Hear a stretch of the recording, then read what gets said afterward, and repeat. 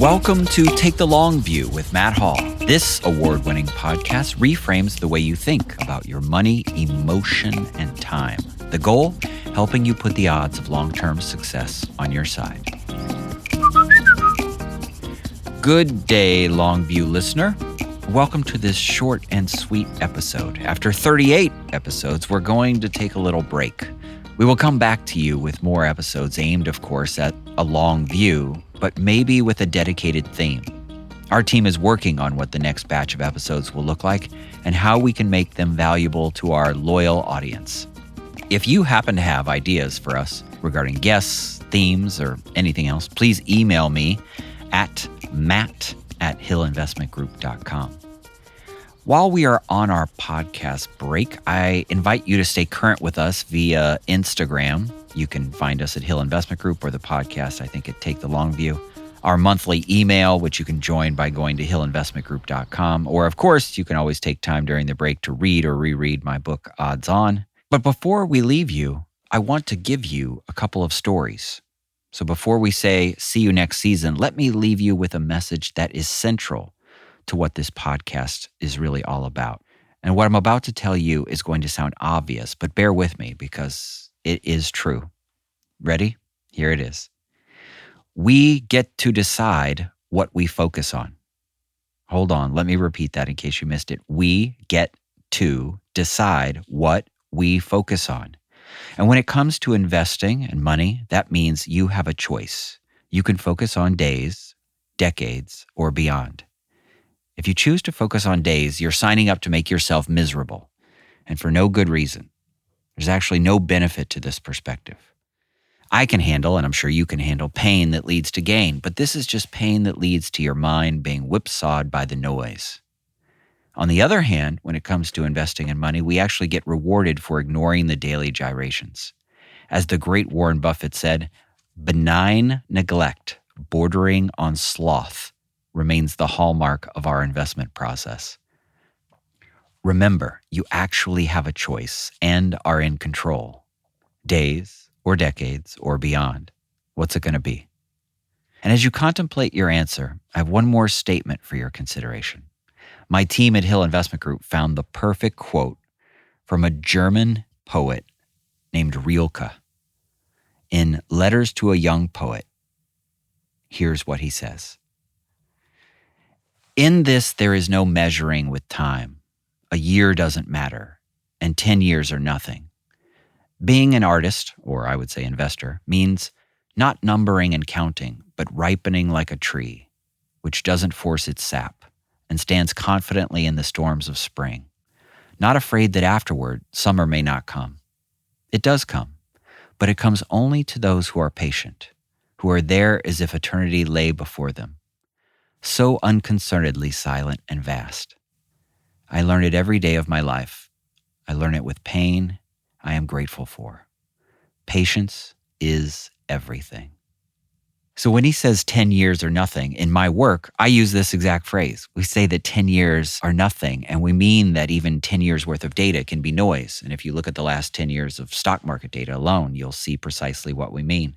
When he says, stands confidently in the storms of spring, not afraid that afterwards summer may not come, this line resonates with us because our listeners have confidence, even in tumultuous times, knowing that taking the long view is the closest we can get to certainty when it comes to investing. The longer into the future you look, the closer you get to 100% certainty of seeing a positive return.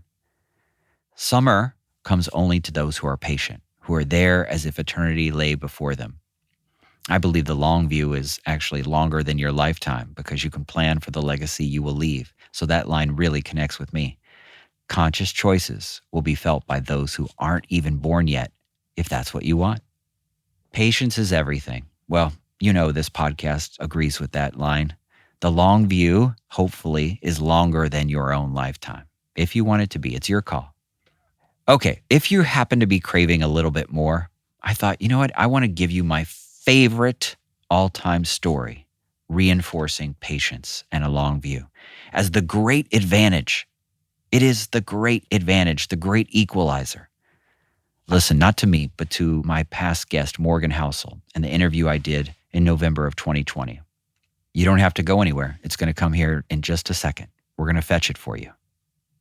I love the way you start The Psychology of Money, and I've read this story before, but talk to us a little bit about who Ronald Read is and why his story, in my opinion, is like the perfect jumping off point for the whole book. Well, Ronald Read was a guy who was, by all accounts, for those who knew him, I never knew him personally, but for those who knew him, he was a lovely gentleman, the nicest, kindest, down-to-earth guy, but he had a very humble, low-key life. He worked his entire career as a gas station attendant and a janitor. His friends who knew him said the only hobby that he had was chopping firewood.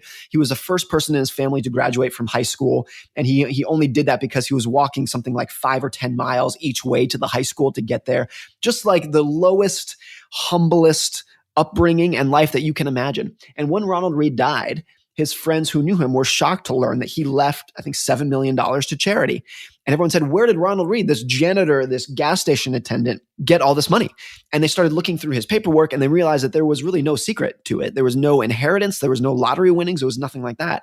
What he did is he took what little money he could save as a janitor and he invested it in blue chip stocks and he left it alone for like 60 years to compound.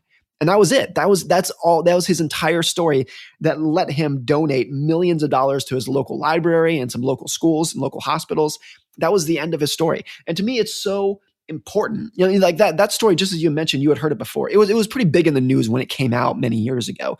But to me, I think a big part that was overlooked in this, that is so important to the psychology of money, is, of course, Ronald Read had no financial training, no education, no financial background, no experience, no connections, no resources, but he still did ridiculously well as an investor because he had mastered, whether he knew it or not, the psychological side of investing. He was patient. He wasn't greedy. He left things alone. He let things compound. He didn't freak out. He wasn't trading. He just bought some companies and let them compound for decades. And I think that is all you need to do well in investing. It's not that the analytical intelligence side is not important. If you are someone who is very smart, you have a lot of financial sophistication, it's not that it's not important.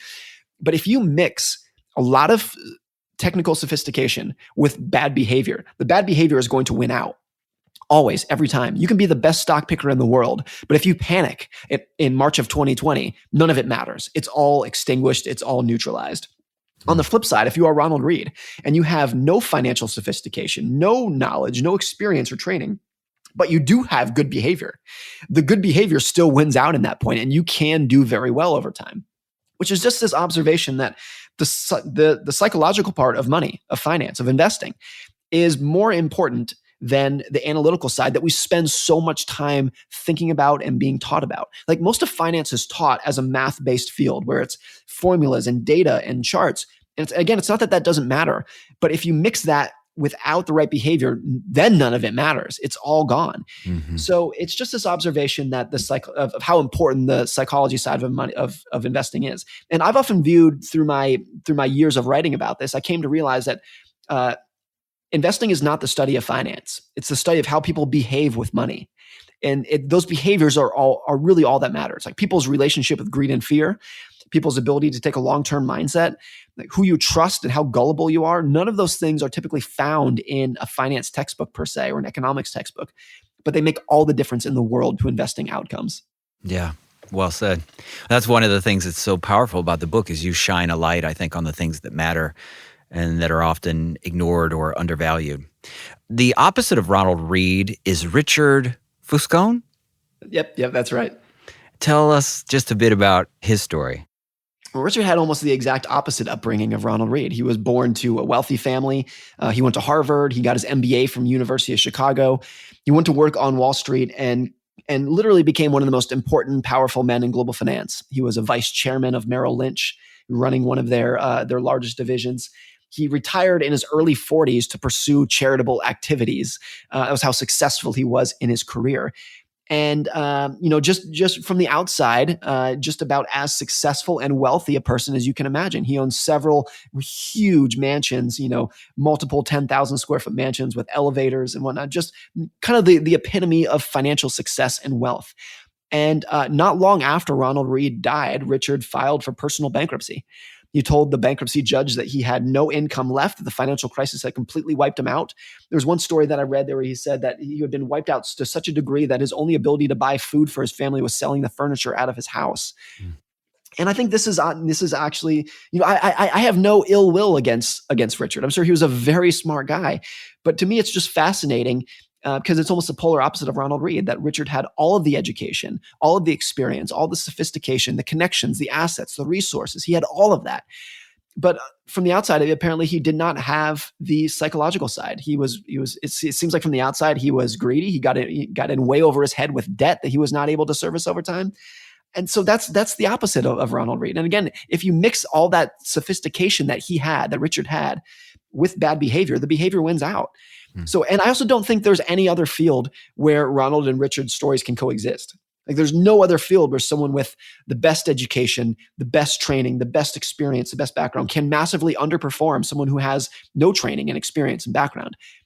It's totally impossible to think of Ronald Read performing open heart surgery better than a Harvard-trained cardiologist. It could just never happen. It would just be impossible for that to occur. But those things do occur in finance, which again is just this observation of how important the softer psychological side that is kind of inborn in a lot of people, and how important that is. And there it is. How good is that? P.S. Morgan's book has become an international bestseller since he was on this show. And I have a few copies to give to listeners if you'd like one. Just shoot us a note or give us a call. And of course, keep on taking the long view. Respect, Matt.